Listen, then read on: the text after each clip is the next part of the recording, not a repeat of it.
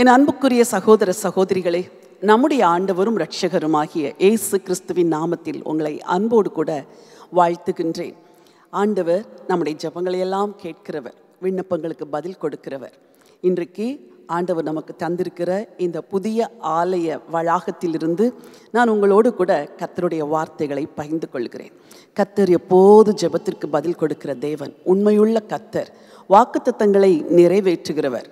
ஆண்டவர் எவ்வளோ உண்மை உள்ளவர் என்பதை இந்த இடத்திலிருந்து நாங்கள் அறிந்து ஆண்டவரை மனதார ஸ்தோத்திரிக்கிறோம்.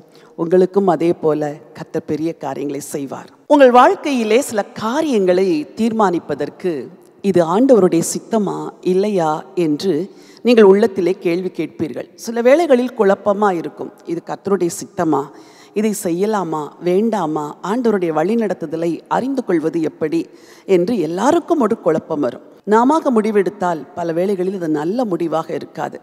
அதன் பின் விளைவுகளை சந்திக்கும் பொழுது ஐயோ நாம் ஏன் இப்படி ஒரு தவறான முடிவு எடுத்தோம் என்று நாம் நினைக்கிறோம்.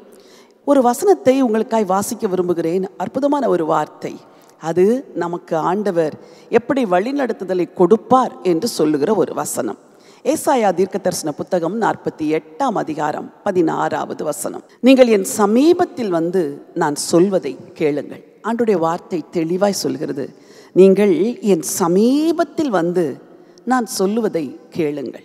ஒருவேளை ஒருவரோடு நீங்கள் பேச விரும்புகிறீர்கள், அவர்கள் நீங்கள் இருக்கிற இடத்திலிருந்து சற்று தொலைவில் இருக்கிறார்கள் என்றால் நீங்கள் பேசுவது அவர்கள் செவிகளில் விழாது. ஆனால் அதே நேரத்தில் நீங்கள் அந்த நபருக்கு அருகே சென்று அவர்களோடு கூட பேசுவீர்கள் என்றால் நீங்கள் பேசுவது அவர்களுக்கு கேட்கும். கர்த்தர் பேசுவது நமக்கு ஏன் கேட்கவில்லை? நீங்கள் ஆண்டவருக்கு தூரமாக இருக்கிறீர்கள், சமீபத்தில் வந்தால் கர்த்தர் பேசுவது கேட்கும். இந்த வசனம் திட்டமும் தெளிவுமாய் சொல்லுகிறது. நீங்கள் சமீபத்தில் வந்து நான் சொல்வதை கேளுங்கள். எப்படி ஆண்டவருக்கு சமீபத்தில் வருவது? ஒரு நேரத்தை ஒதுக்குங்கள், ஒரு இடத்தை ஒதுக்குங்கள். ஆண்டவரை விட்டு உங்களை பிரிக்க பண்ணுகிற அல்லது ஆண்டவருடைய சத்தத்தை கேட்க முடியாதபடி உங்களை தடை பண்ணுகிற எல்லா இடையூறுகளையும் சற்று அகற்றி வையுங்கள். அமர்ந்திருங்கள், உங்கள் மனதை அமைதிப்படுத்துங்கள், ஆண்டவரை நோக்கி பாருங்கள். ஓரிரு பாடல்களை பாடி ஆண்டவருடைய பிரசன்னத்தை உணருங்கள். கர்த்தரை வாயை திறந்து ஸ்தோத்திரம் பண்ணுங்கள், துதியுங்கள்.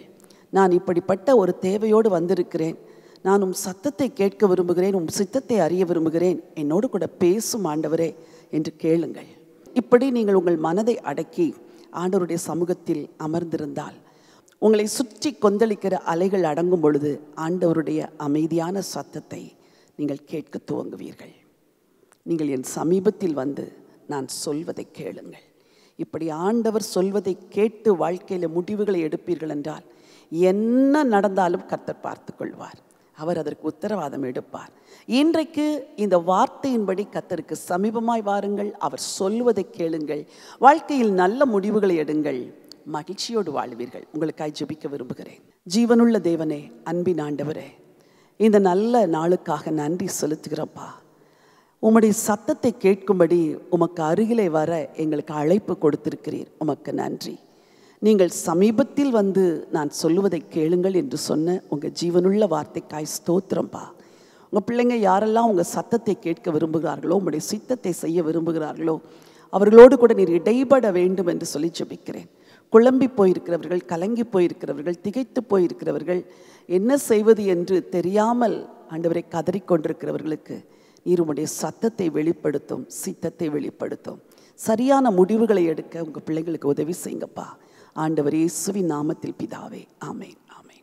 பிரியமானவர்களே, ஆண்டவருடைய சமூகத்தில் வந்து அமர்ந்திருந்து அவருக்கு சமீபமாய் நெருங்கி சேருங்கள். அவருடைய வார்த்தையை அமர்ந்திருந்து படியுங்கள். சித்தத்தை தெரியப்படுத்துவார்.